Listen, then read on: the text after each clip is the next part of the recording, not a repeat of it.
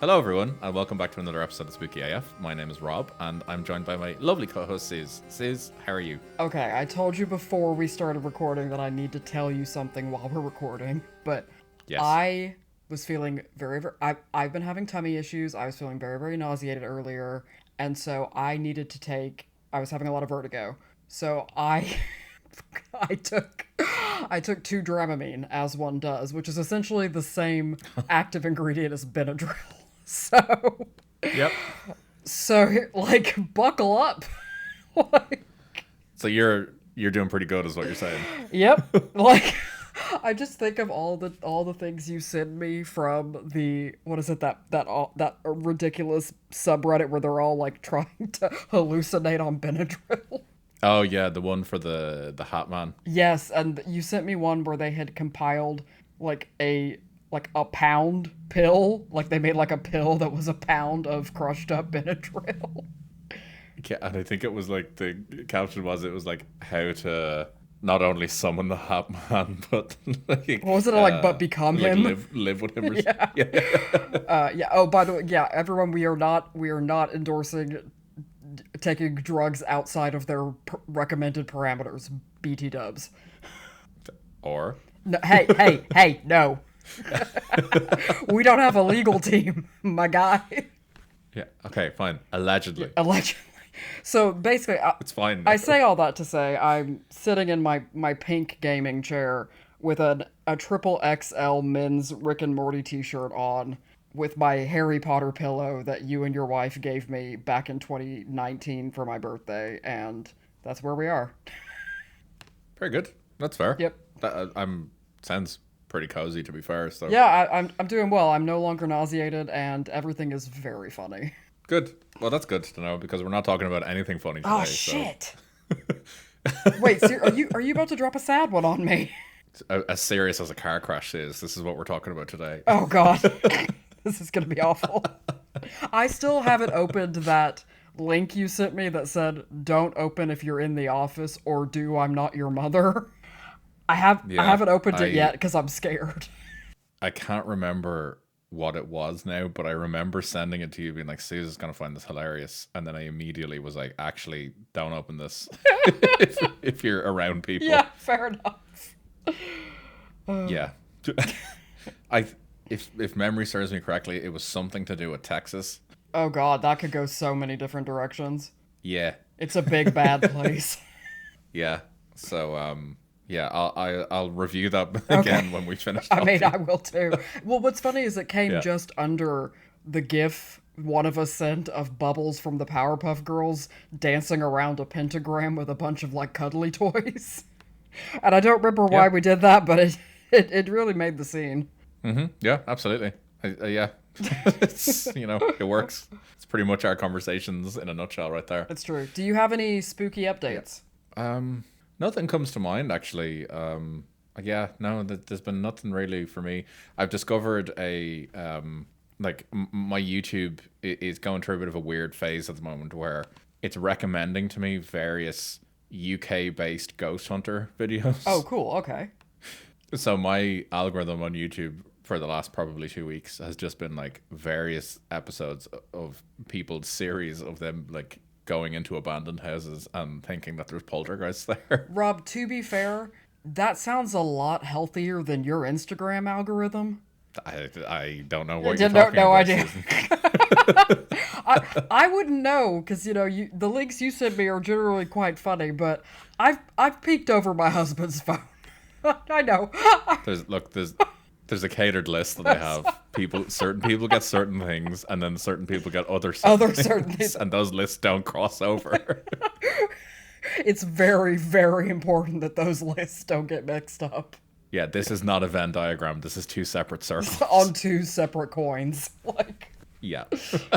oh god. No, I was trying to think if I have any spooky update things. I was feeling very tired, and when I get very tired, I become very emotionally fragile. So I was very tired and stumbled upon a Bly Manor scene that popped up on Pinterest, and I started Oh no. crying out of nowhere. Like, And then I had to I had to try to explain to my husband what was going on, and he was just like, "You absolute fucking idiot! Like you're such a mess." I was like, "I know." Well, at least it wasn't in public. So That's true. That's true. Well, I don't. I only have.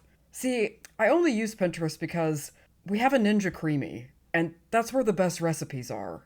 So, but the thing is, that is it doesn't is it doesn't just give you that. It gives you other things.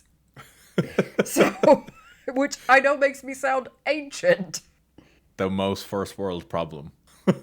Oh yeah. No, first world I are like have to use Pinterest for my Ninja Creamy. it is the most first world old millennial problem. Yeah, it is. Yeah. Like, I mean, to be fair, my mother had to fix my great aunt's computer and it booted up Windows 95, so really, I'm doing pretty well. Jesus. Yeah. Okay. Fair enough. That's wow. This is the same woman being asked for IT support that literally cannot hang up a FaceTime call with me. Look, we all have our strengths. You know, It's true. she just plays to hers being Windows 95. It's true. That's true.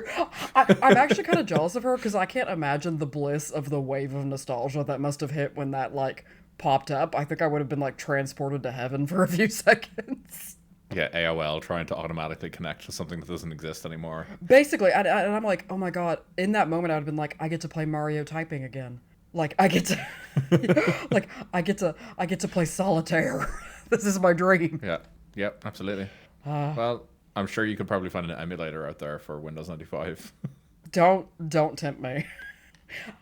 Don't give me Don't hope. give me hope.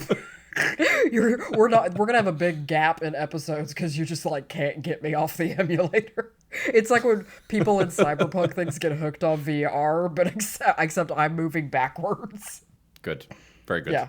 That's Like in a year, I'll. oh, Go ahead. I have one update for Ooh, you okay. actually that I've just remembered. So you introduced me to the X-Files ASMR video a while ago. Yes. I have now come across so my background music sometimes when I need to concentrate is usually just kind of like ambient music with rain noises generally or something like that. Yeah, we share that. Yep. I have now come across X-Files ambient music. And it's basically just various different like versions of the theme song Oh my god. with just an image of Mulder just like sitting at his desk with like lines of code running across his computer. Oh, I love that so much. Because is it like how ASMR Weekly and like Ambient Worlds they do like different themed? It's similar Okay. to Ambient Worlds. Okay. Yeah, it's super similar to that. So I'm just loving that at the moment. It's like a 2.5 hour video. That is class. It's just delightful. So that's I will send it to you and you can enjoy that as well. Oh, thank you. I live for that shit. Yeah, it's good. It's good stuff. Like my entire YouTube download capacity on my phone is just me being terrified that at some point in my day I'm not going to be able to access some ambient world, which really tells you how like I am clinging to the hinges. Like the line is thin, my friends.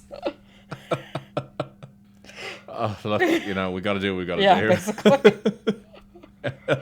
Right. I am going to suggest that we get into this today because we're actually at a natural kind of point where we could move into this and it's somewhat related. Skippers, you lucky bitches, you. Only 10 minutes. Yeah. we're onto a runner You're today. fucking So. welcome. Yeah. So while I didn't have any updates in I suppose the horror world or anything like that, what I'm going to talk about today was kind of inspired by a memory of something that I enjoy. So have you seen the film The Lighthouse? No, but my husband is like insisting that we watch it because he saw it and wants me to see it, but we haven't done it yet because I find new media consumption very tiring. That's fair. Like I know you enough to know that you'll enjoy this. Okay. Yeah. You'll enjoy this. You saw The Witch, didn't you? Yeah, I fucking love that film. I do want to live deliciously. So it is by Robert Eggers. Cool. So like it's the same. Like you'll like Okay. it.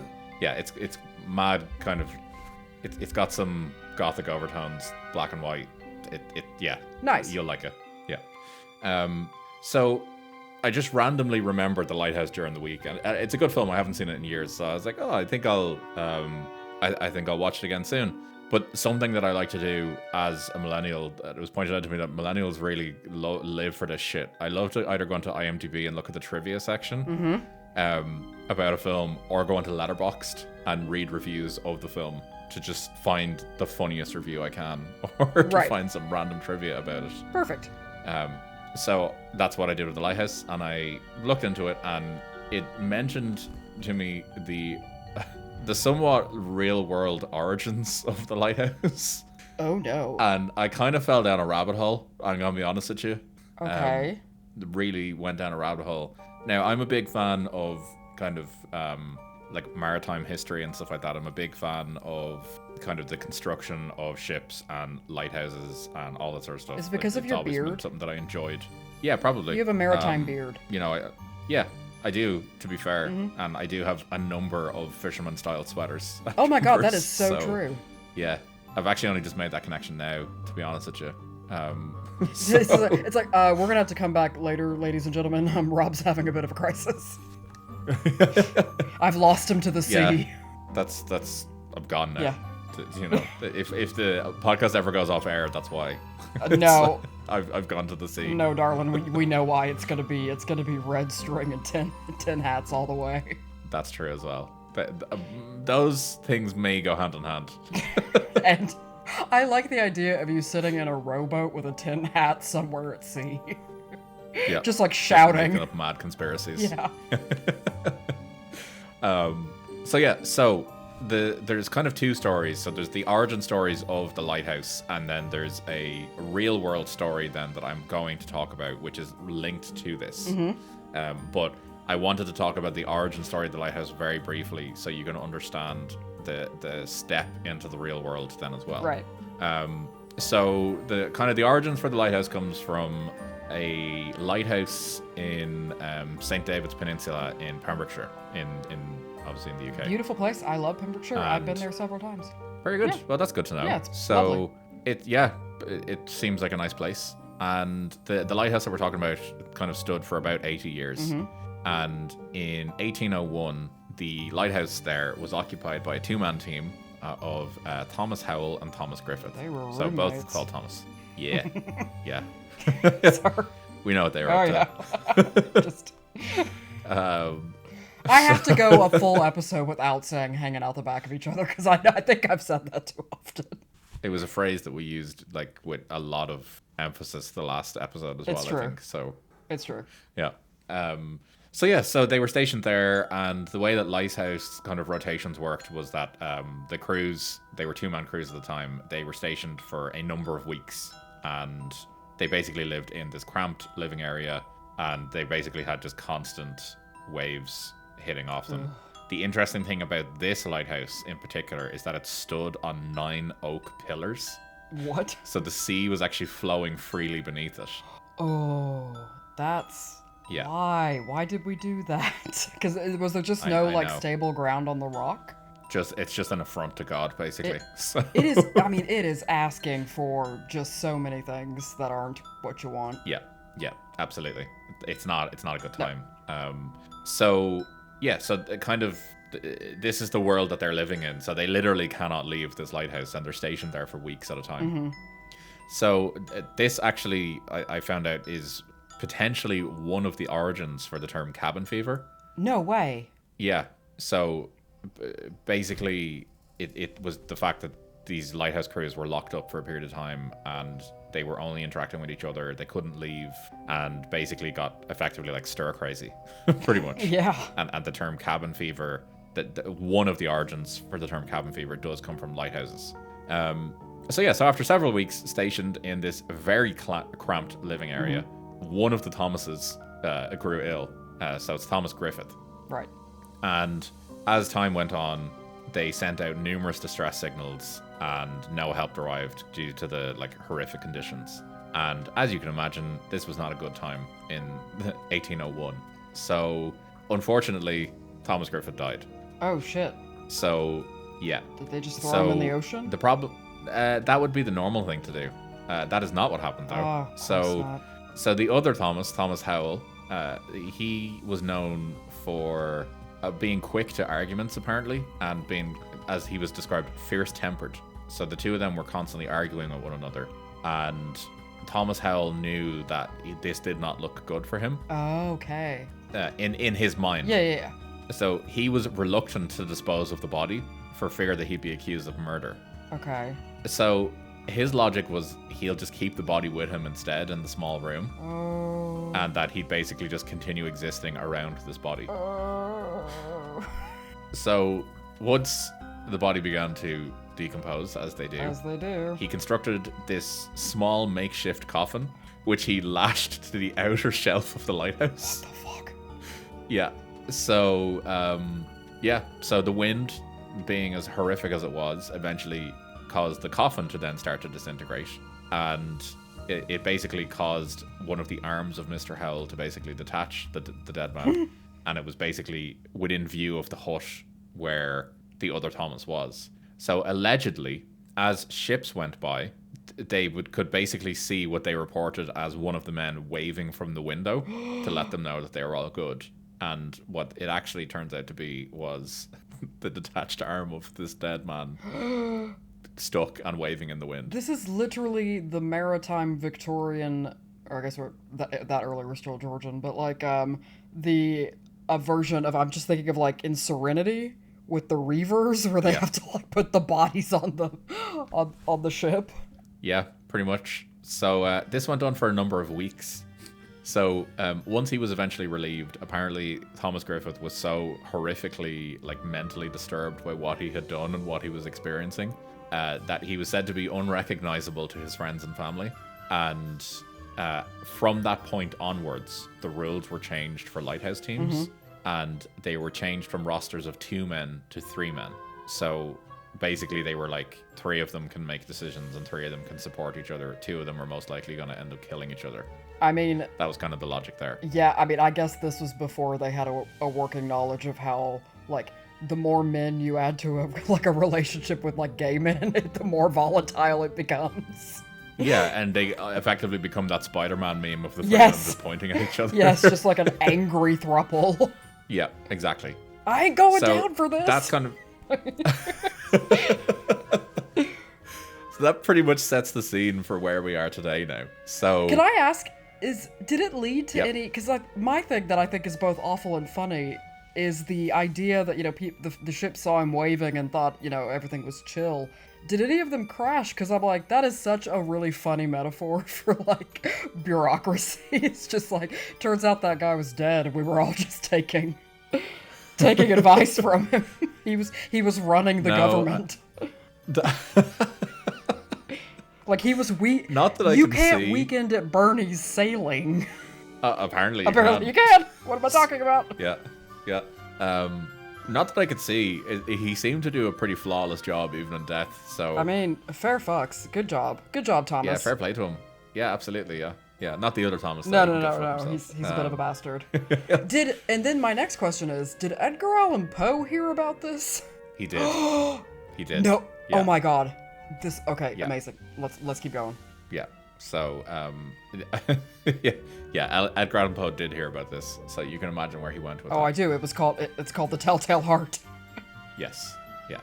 So, So that sets the scene for where we are today. So we're now leaving Pembrokeshire and we're going up to Scotland for the remainder of our story today. Love it. So we are going to Illanmore, which is one of the Flannan Islands, and basically the Illanmore, it's the largest of the Flannan Isles. Okay. I'm assuming Illanmore is the exact same as the Irish word, which literally means large island. Could you geographically position me? Like, are we like near the Hebrides? Where are we off the coast? We are. I'm gonna tell you now because I've already forgotten. We're very, very, very north of Scotland, like way up northwest in the coast. Oh, okay. So I guess like Orkney would be like northeast. So I guess we're we're like way out there. Okay. For reference, I think we are. Oh God, yeah, we're we're way out on the coast. Yeah, I guess. I mean, you are giving me ideas of like where I will eventually buy a house, but you know. Yeah, absolutely. Yeah, we're like it's prime real estate. Yeah. So yeah, we're way out there. like right out in the middle of the sea. Like, are we on our way to Iceland? Yeah. So we're kind of actually like we're weirdly like quite close to the likes of the Faroe Islands. Oh shit. Okay. Yeah. We are way out there then. Yeah. Okay. Yeah, we're way out there. Like Faroe Islands would be first stop, and then Iceland. Okay. Cool. Yeah. So we're a good bit out there. So like, I mean, that is basically the equivalent of space. Like, no one's gonna hear you scream. Yeah. Oh no, you're fucked if you're out here. Like you are on your own. Like there's no helping you here if something goes wrong. Yeah, it's just you and the sea. Exactly. Bunch of dudes just out in the sea. So nothing bad ever happened there. Just guys being dudes. Just guys being dudes. Yeah. So the thing about Illanmore is that it's basically this jagged tooth of rock just basically coming out of the North Atlantic, and it's 20 miles west of the Outer Hebrides. I just checked. Okay, cool. Yeah, so we're 20 miles west of that. There's no trees on the island. There's no shelter, no natural shelter anyway.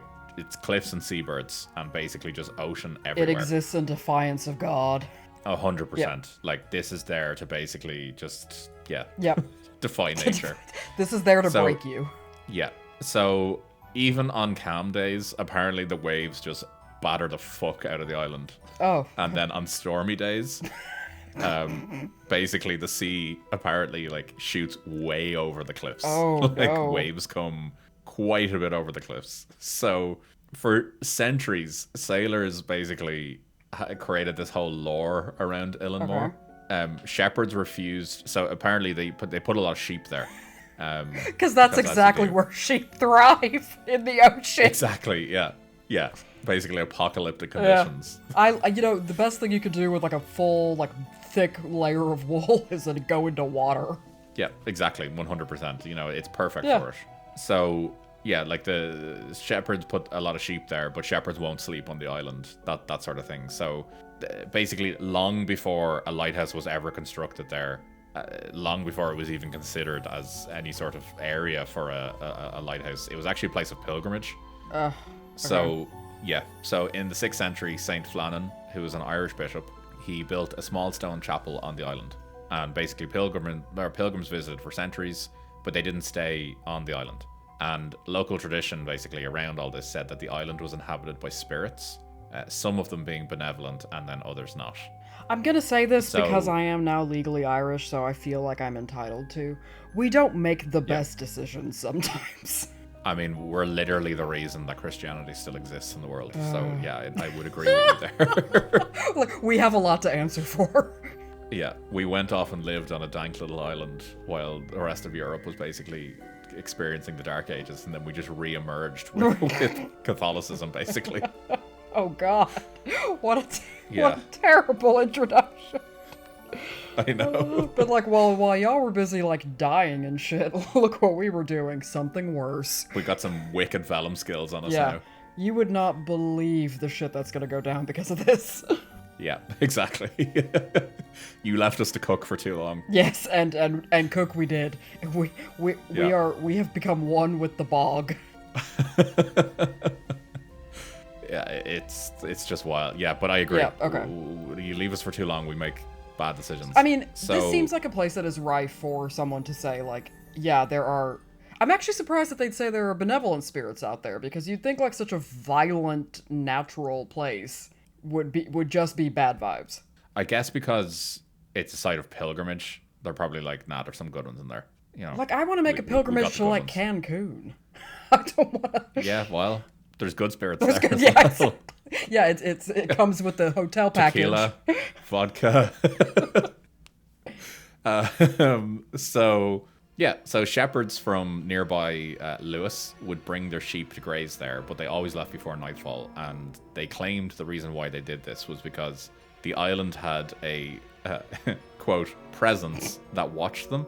They said that they saw strange lights moving across the cliffs, claimed that they could hear voices whispering on the wind, and the actual chapel itself, even the kind of ancient chapel that remained there, they said that if you went into it, that the chapel felt occupied. Oh.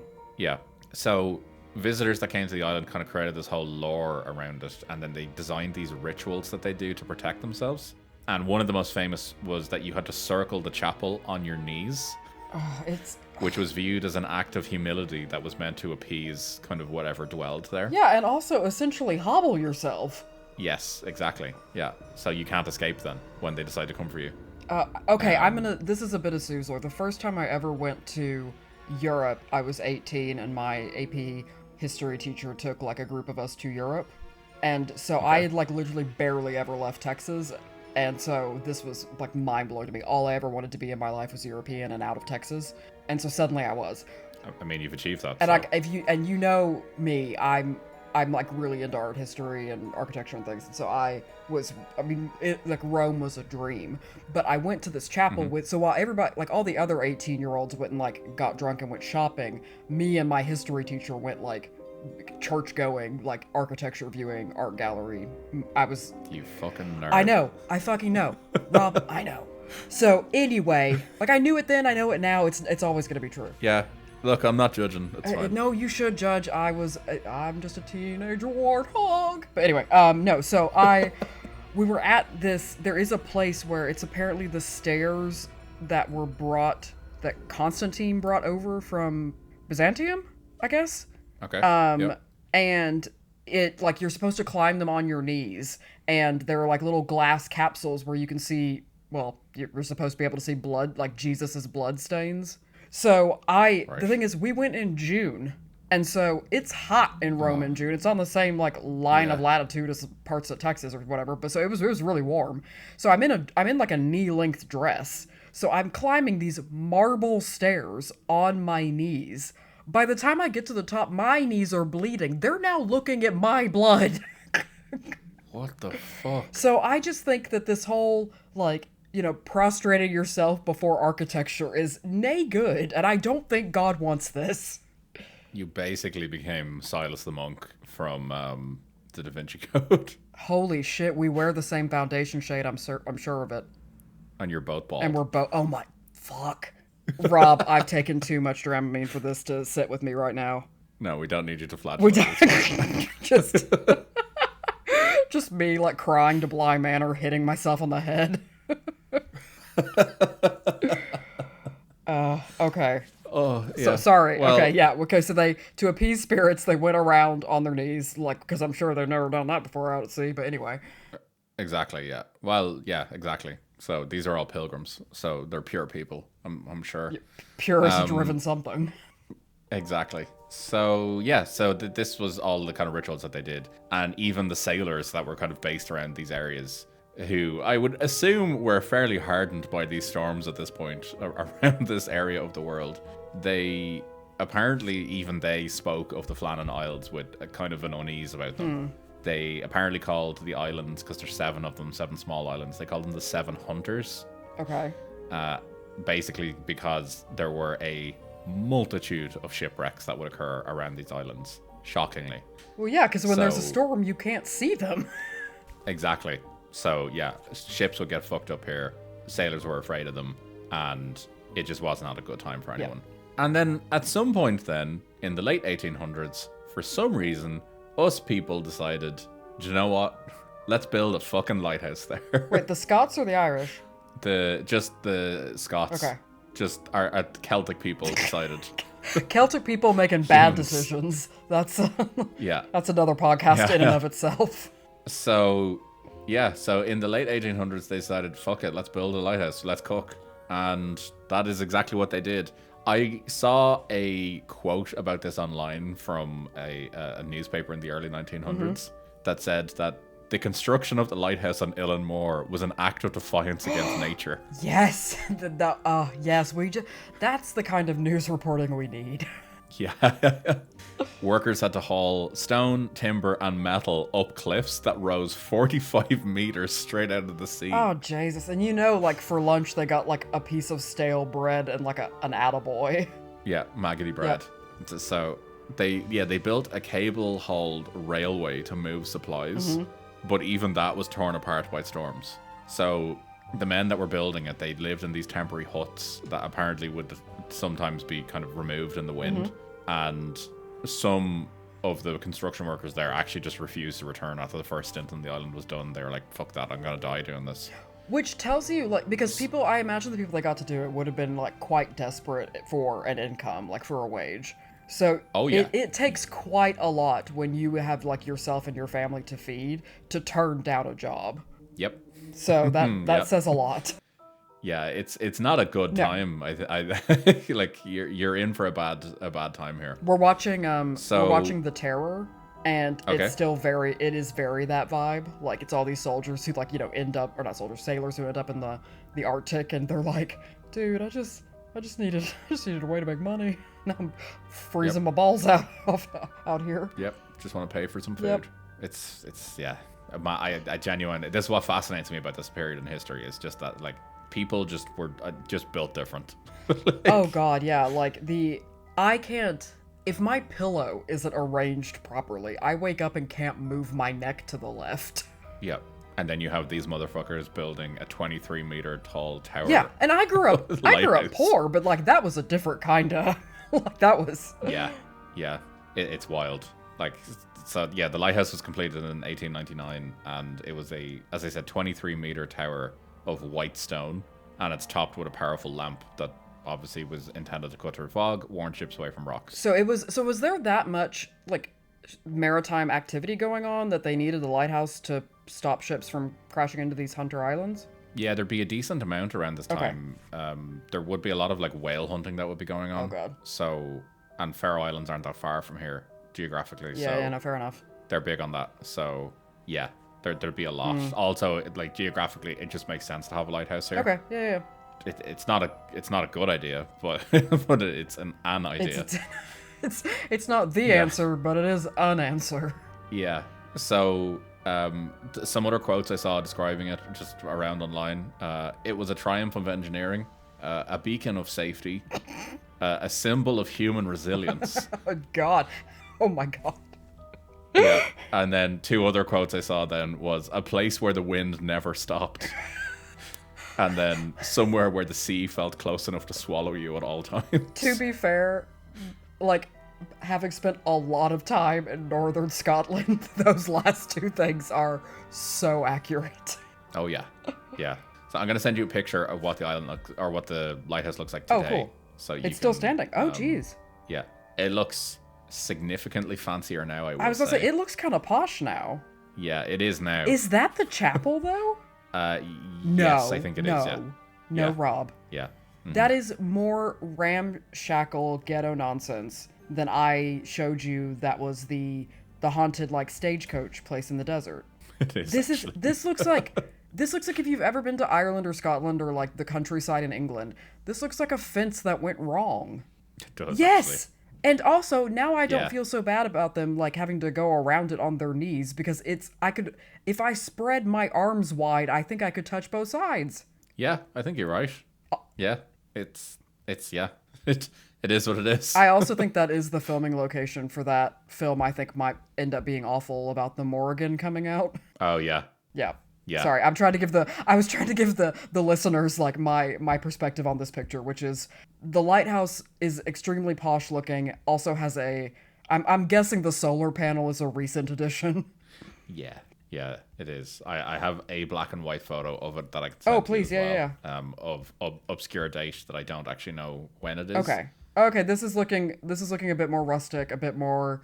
I can definitely tell that, like, there were working class bones in it because they couldn't afford to haul back the bodies of the workers. Yeah, that. Yeah, pretty much. No. Okay. And yeah, I've just sent you a picture as well of what the island looks like. This is what we're dealing with. Oh, that's here. it. Yeah, it's small. Like, it's. Well, I feel like that's the kind of island where if it is a strong enough wind, you could just be blown off the island. Yep. Yeah, pretty much. And I mean, I'm not a pixie, but, like, I'm not heavy enough for my satisfaction on that island. No. Yeah, it's I don't think you're in for a good time on this island, basically. So yeah, so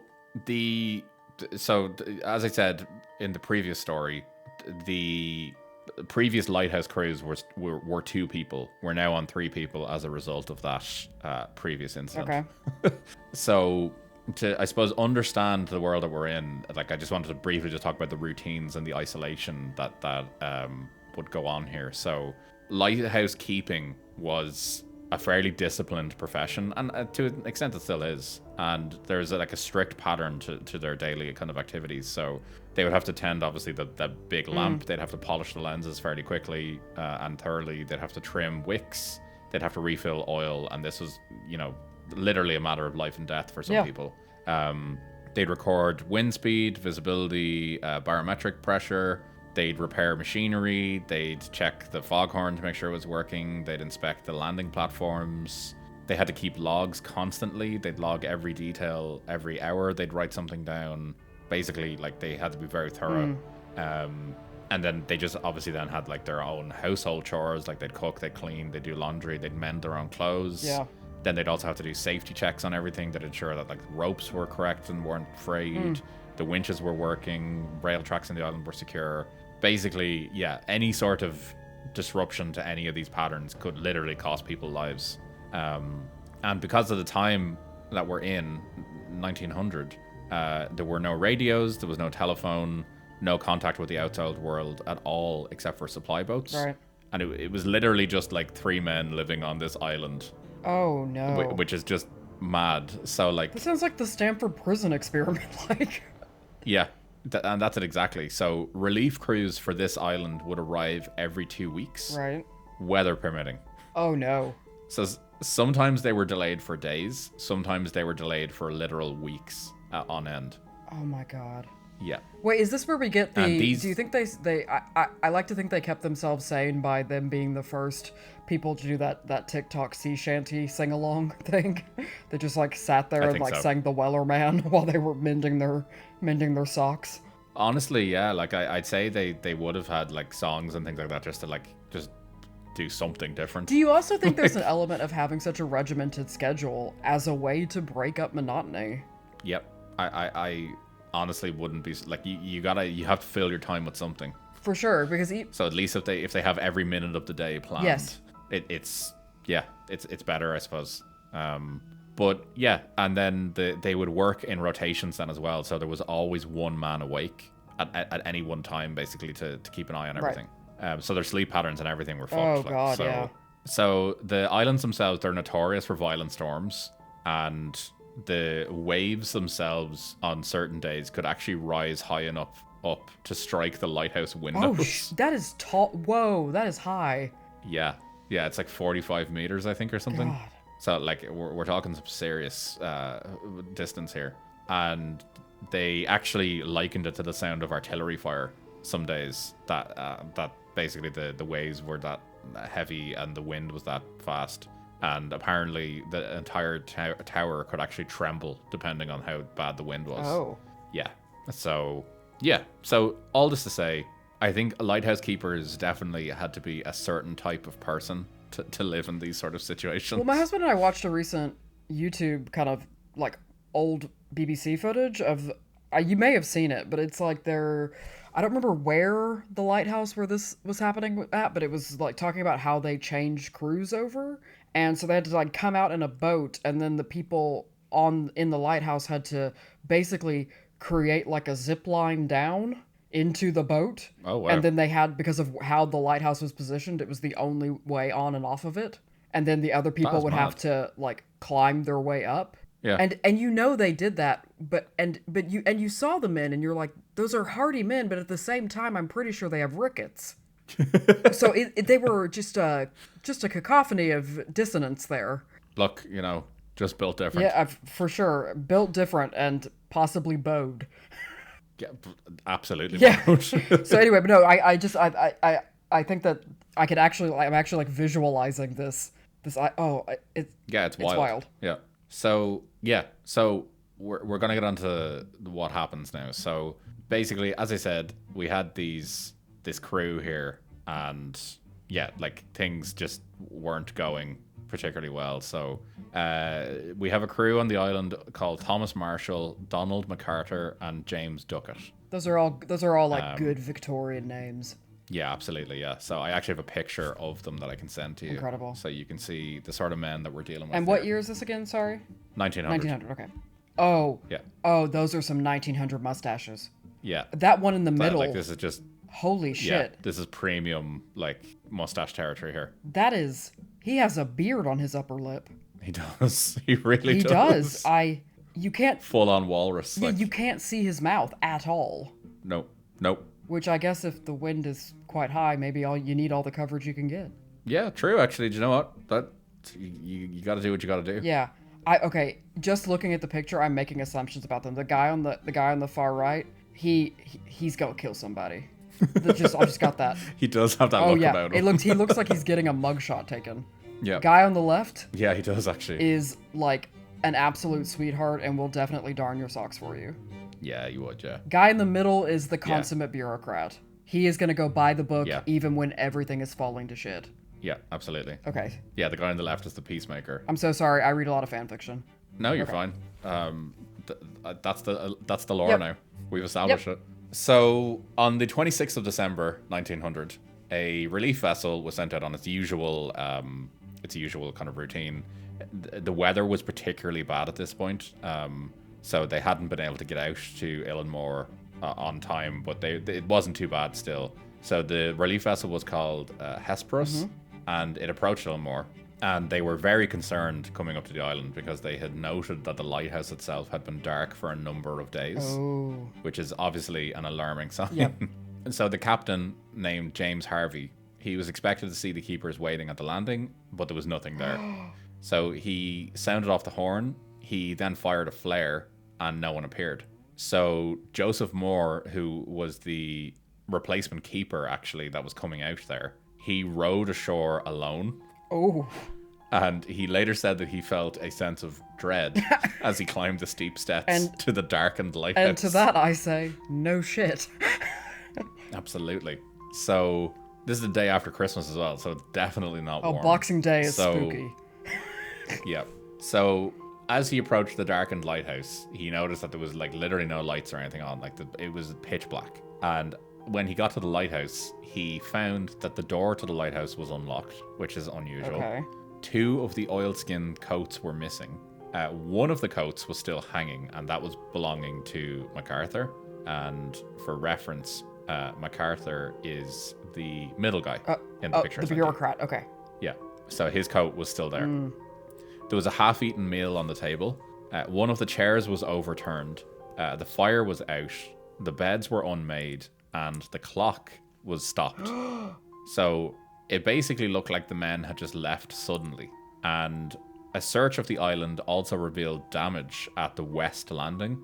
There was bent railings. One of the boxes for supplies was completely broken. A number of ropes were scattered, and a lifebuoy was missing. Oh.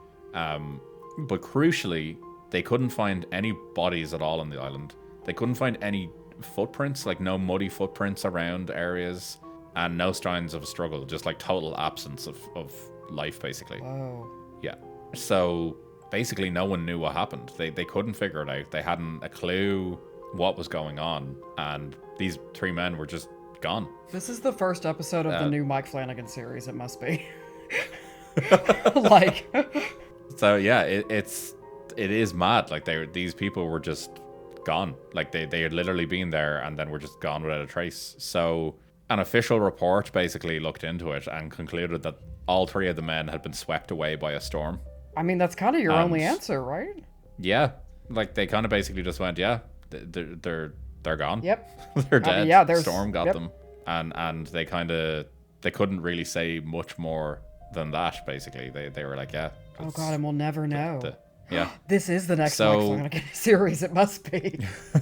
Like the last episode is when we get the final piece of like what happened that night. Oh my god, yeah, I'd love that. Oh yeah. That would be incredible. Are you listening? So yeah, so Mike, if you're listening, call us. So yeah, so there's been some explanations that have come out around this. So I've separated this for your own mental well-being into rational explanations and then paranormal theory. I'm excited because I have a theory as well. So I want to see if it's one of the ones you say. Okay, so theory 1, and it's probably the most common theory, is a rogue wave. Yeah, okay, that makes sense. So yeah, so the most widely accepted theory is that a massive wave struck the west landing while the men were securing equipment. Yep. And rogue waves can reach like well above 30 meters high in this area, and that would be more than enough to sweep the 3 men into the sea.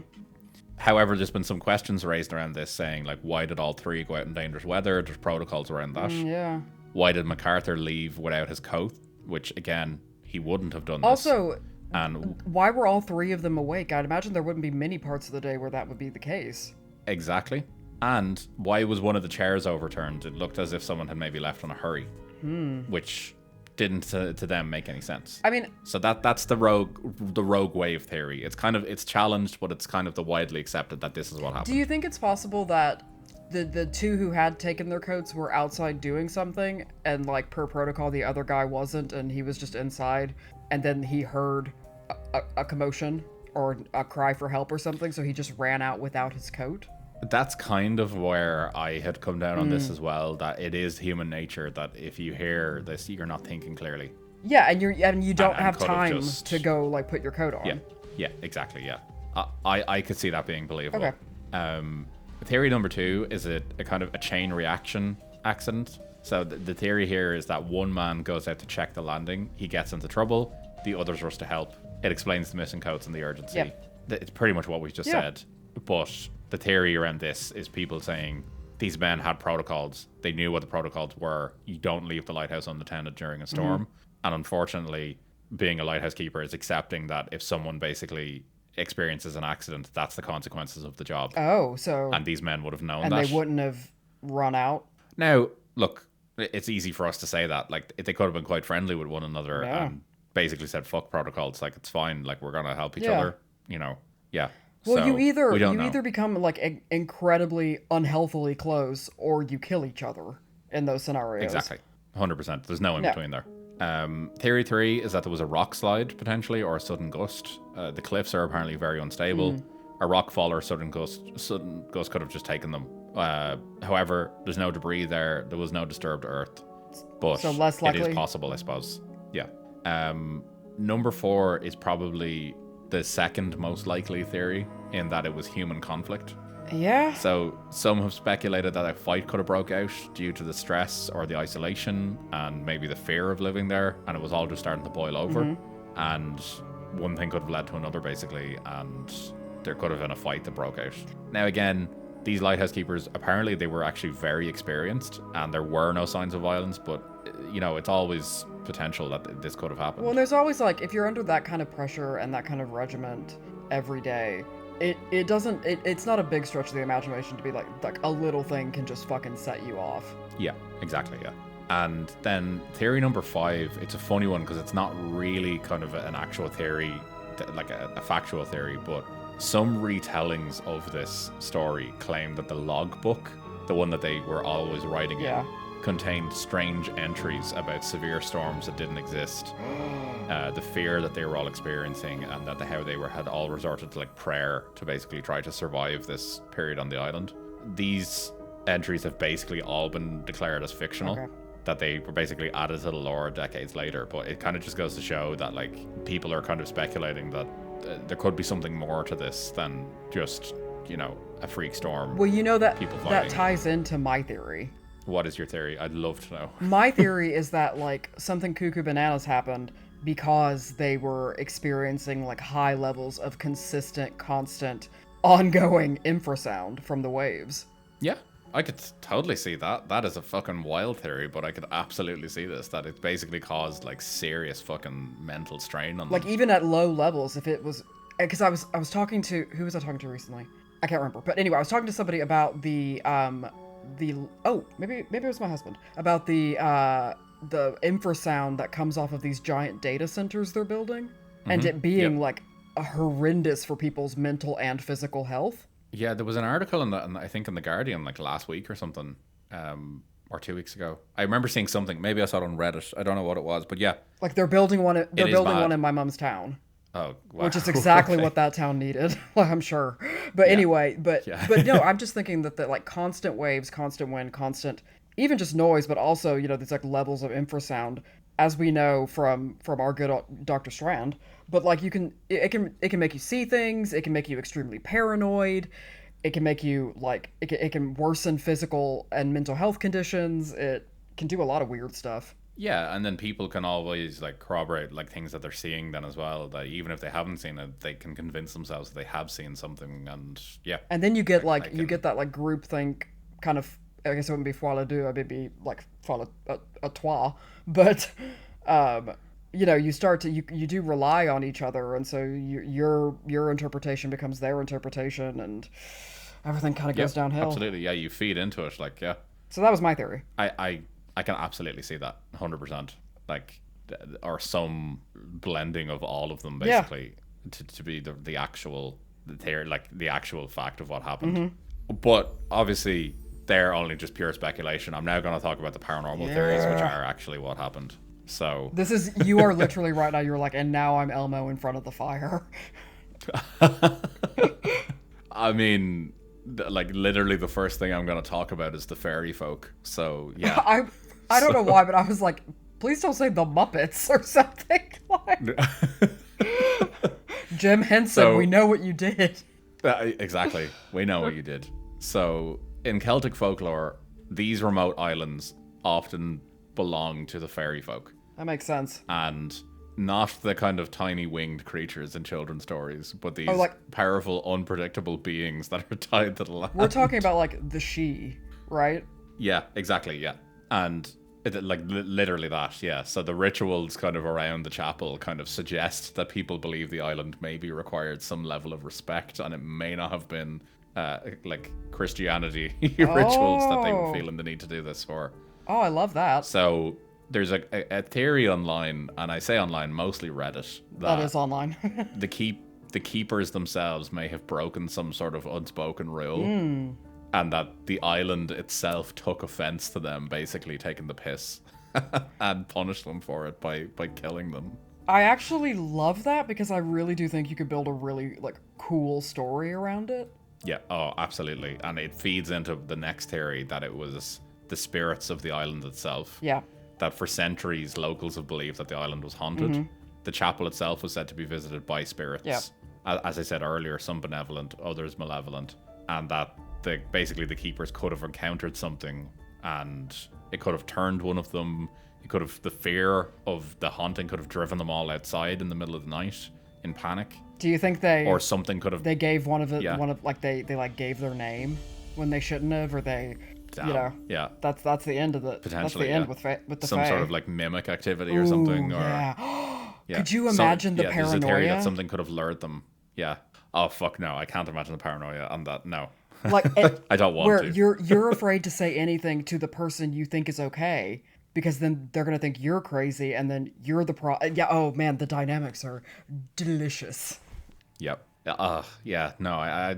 Even the thought of the paranoia that these men must have been feeling is not Yep. good.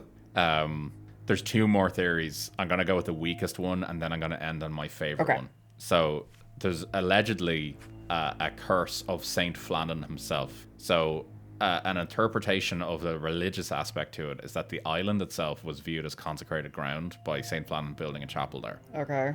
And St. Flannan basically determined by doing this that the island was never meant for permanent habitation, and that the lighthouse itself violated that space. So basically the people have said that this disappearance was the form of some sort of like divine or supernatural retribution by God. Basically, that it was But a Glindelog. curse. But the That Vatican. they got smoked. Like Yeah, exactly. It's the weakest one. Yeah. I'm not a fan of it, but it is out there. I like the kind of the plasticity of early Christianity and its relationship with kind of pagan traditions. But I do think there is an element where it's just getting kind of like pastiche, where you're like, oh yeah, but then he was a monk and therefore kind of mysterious because he was a monk and separate from society, but then also curses. Like, I don't know. It sounds very like I'm 14 and I'm trying to tell a ghost story. Yeah, I'm 14 and this is very deep. Yes. Yeah, exactly. Yeah, it's like yes-anding themselves. Yes, and that's all 14-year-olds do is yes and themselves. Exactly. they're their own ultimate hype man. Oh, I thought you were gonna say they're their own improv troupe. Yeah, basically. Neither one's enjoyable. No, fuck no, absolutely not. Especially the brain rotted 14-year-olds we're now doing. Oh god. Oh god. No cap. No. See, the more we say it, the less they will. True. This is warfare. Yeah, I don't know. Yeah, my final theory. Yeah, I'm gonna go to that okay, instead. so what is it? Is it aliens? It's Oh. it's Color me some shocked. I know some paranormal researchers have proposed that the ancient sites around this area have acted as some sort of what they call a thin place, where the boundaries between worlds are fragile, and that this could have resulted in a dimensional anomaly, or some sort of alternative portal that could have opened and basically like magicked away these people, or that they themselves could be stuck in some form of time slip. And basically the suddenness of the disappearance, the total lack of evidence, and the clock that stopped basically have fueled this theory. Silence has entered the So chat. yeah. No, I love the idea that they are kind of like maritime Edwardian event horizoning. Yeah, stuck in some like liminal space. Well, I was about to say, somewhere. are they in like some chaos lighthouse where they're just like murdering and like screwing each other up for all eternity? Sorry, Yeah, spoilers they're for basically- Event Horizon, but it's been a while. You should have seen it already. It's been a while. If you haven't seen it at this That's stage, really not our problem. No. Yeah, so if you're a believer in this, you think that a portal basically could have opened and swept them away into some dimensional anomaly. I'm gonna have to quote my yeah. least favorite Buffy character, which is for it. Xander, and when he says, "Why can't the Earth ever open up and swallow you whole when you want it to?" Like I don't know. I find that if that's the case, if there is like a time slip and they kind of slip through these fragile places, we all need to go there because the timeline we're on is not great. It's cooked. Yeah. It's not a good time for anyone at the moment. No. So We tried to bring back 2016 timeline, and there's currently now a bunch of celebrities who've died recently, and everyone is infatuated with a monkey again. That oh my god. is- I didn't even think about that. Punch. yeah. Is that It's wild. so that's why we're seeing Contour again. Sorry. It's all coming It's all coming matching up. together for Suz here. I love how there is an element every episode of me trying to kind of have to catch up with what's going on in the world. I mean, we pretty much summarized what's going on at the moment, so That's true. Yeah. yeah. But yeah, that's it. Basically, more than a century later, this disappearance has pretty much remained unsolved. That is a damn spooky The- mystery.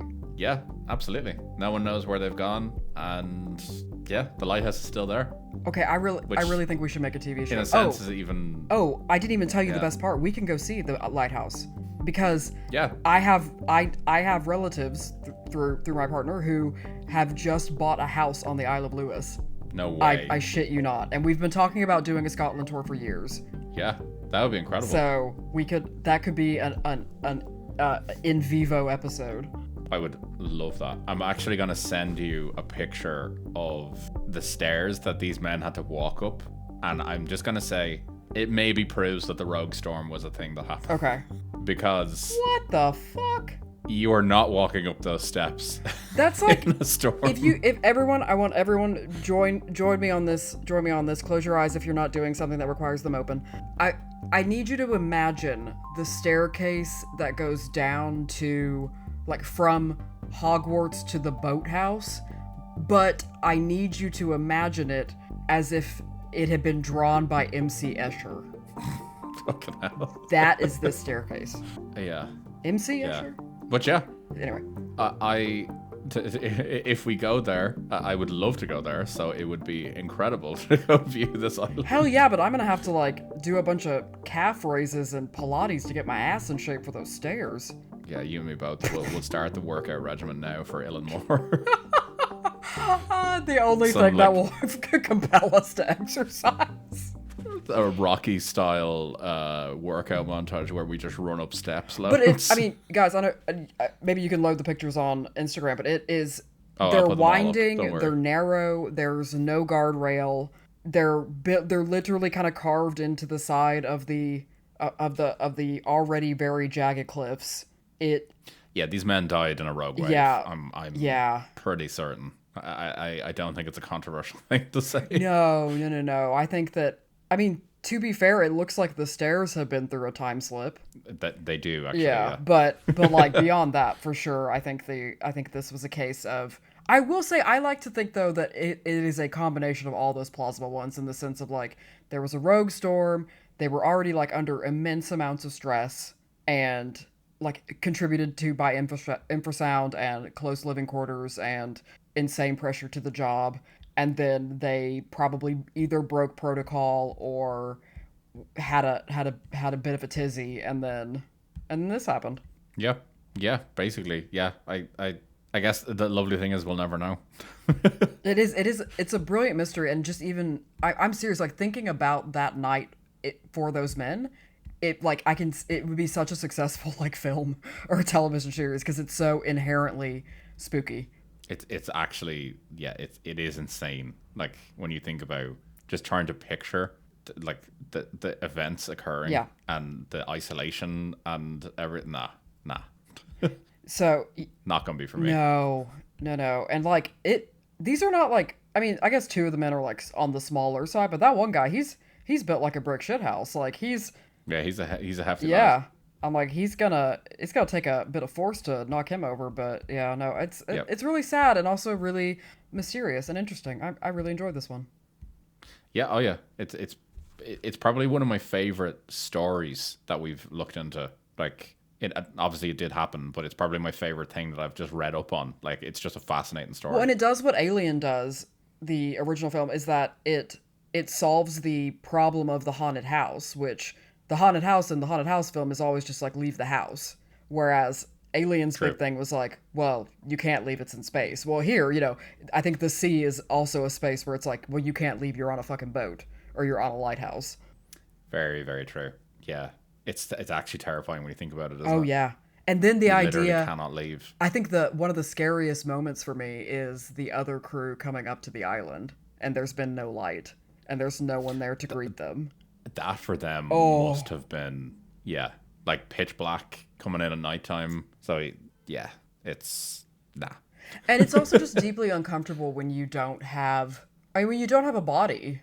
No, exactly. Like disappearances are always so, there's like an extra layer of like horrendous to them.